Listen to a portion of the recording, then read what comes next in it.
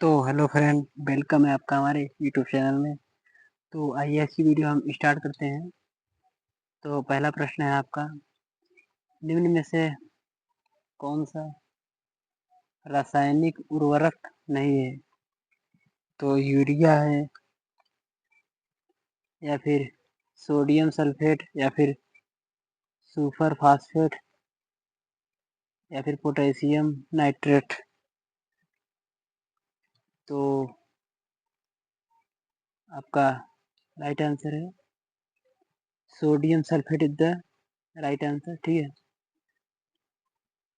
उसके बाद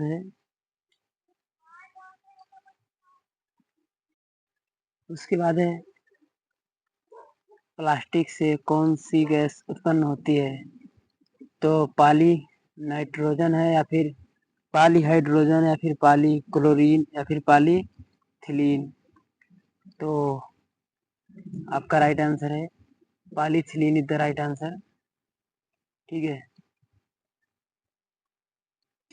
उसके बाद है निम्नलिखित कथनों पर विचार कीजिए। तो चाय तथा कॉफी का संघटक कैफीन है जो मूत्रवर्धक होता है। और उसके बाद है मृदु पेयों में सिट्रिक अम्ल का प्रयोग होता है। या फिर एक्साबरिक अम्ल हड्डियों तथा दांतों के निर्मित होने के लिए आवश्यक है। या फिर हमारे पोषण में एस्कर्बिक अम्ल के लिए सिट्रिक अम्ल एक अच्छा प्रतिस्थापक है।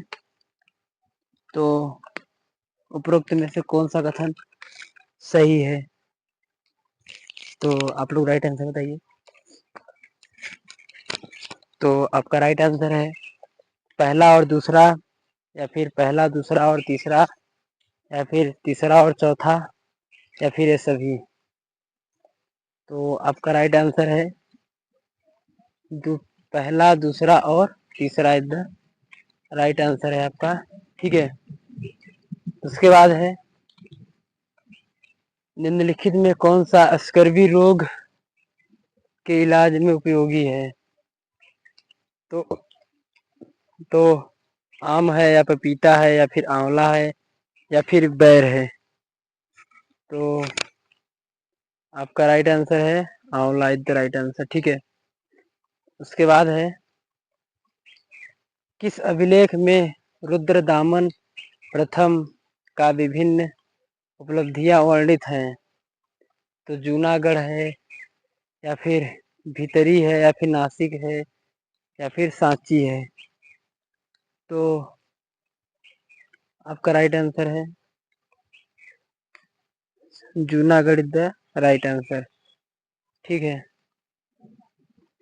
उसके बाद है प्राचीन नगर तक्षशिला निम्नलिखित में से किनके बीच स्थित था? तो सिंधु और झेलम के बीच, या फिर झेलम तथा चिनाव के, या फिर चिनाव तथा रावी के बीच, या फिर रावी तथा ब्यास। तो आपका राइट आंसर है सिंधु तथा झेलम के बीच इज द राइट आंसर। ठीक है, उसके बाद है मौर्य काल में शिक्षा का सर्वाधिक प्रसिद्ध केंद्र है। तो वैशाली है,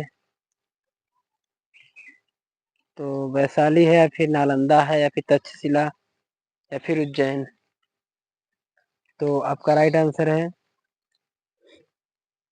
Takshashila is the right answer. ठीक है, उसके बाद है मुद्रा राक्षस नामक पुस्तक के लेखक कौन थे? तो विशाख दत्त, या फिर कौटिल्य, या फिर बाणभट्ट, या फिर कल्हड़। तो आपका राइट आंसर है Vishakhadatta is the right answer. ठीक है, उसके बाद है महात्मा गांधी पर महापरिनिर्वाण कब हुआ? महात्मा गांधी का परिनिर्वाण कब हुआ? तो लुम्बिनी में कहाँ हुआ? सॉरी, तो लुम्बिनी में, या फिर बोध गया, या फिर कुशीनगर, या फिर कपिल वस्तु में। तो आपका राइट आंसर है कुशीनगर में।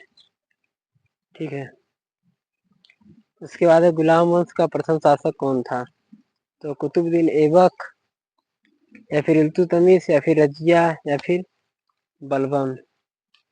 तो आपका राइट आंसर है Qutubuddin Aibak is the right answer. ठीक है, उसके बाद है राष्ट्रीय कांग्रेस के पूर्व सबसे प्रमुख संस्था थी। तो बंगाल ब्रिटिश इंडिया सोसाइटी या फिर ईस्ट इंडिया एसोसिएशन या फिर यंग बंगाल एसोसिएशन या फिर इंडियन एसोसिएशन ऑफ कलकत्ता। तो आपका राइट आंसर है east India association is the right answer. ठीक है, उसके बाद है फॉरवर्ड ब्लॉक के संस्थापक थे। तो जयप्रकाश नारायण थे या फिर CR डे थे या फिर मोतीलाल नेहरू थे या फिर सुभाष चंद्र बोस। तो आपका राइट आंसर है जो है वो है Subhash Chandra Bose is the right answer. ठीक है, उसके बाद है शिक्षा में सुधार हेतु ब्रिटिश सरकार ने सैडलर विश्वविद्यालय आयोग कब नियुक्त किया था। तो 1919 में या फिर 1917 में या फिर 1921 में या फिर 1896 में। तो आपका राइट आंसर है 1917 इज द राइट आंसर। उसके बाद निम्न में से कौन सा युग्म सुमेलित नहीं है। तो उत्तर पूर्व रेलवे गोरखपुर में स्थित है या फिर दक्षिण पूर्व रेलवे भुवनेश्वर में या फिर पूर्वी रेलवे कोलकाता में या फिर दक्षिण पूर्व मध्य रेलवे बिलासपुर में। तो आपका राइट आंसर है जो है दक्षिण पूर्व रेलवे, जो कि भुवनेश्वर में स्थित नहीं है। ठीक है, उसके बाद है राजीव गांधी राष्ट्रीय युवा विकास संस्थान कौन से राज्य में स्थित है। तो तमिलनाडु है या फिर कर्नाटक है या फिर हिमाचल प्रदेश है या फिर उत्तराखंड। तो आपका राइट आंसर है Tamil Nadu is the right answer. ठीक है, उसके बाद है भारत का निम्नलिखित में से कौन सा प्राकृतिक बंदरगाह है। तो कोचीन है या फिर मुंबई है या फिर विशाखापट्टनम है या फिर चेन्नई है। तो आपका राइट आंसर है Chennai is the right answer. उसके बाद है खादर मिट्टी पाई जाती है। तो बिडमांड पर्वतीय मैदान में या फिर बाढ़ के मैदान में या फिर निम्न पठार में या फिर खड़ी ढलान पर।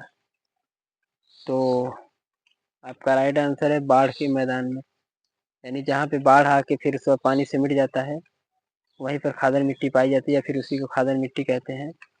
तो आज की वीडियो खत्म करते हैं, तब तक के लिए जय हिंद।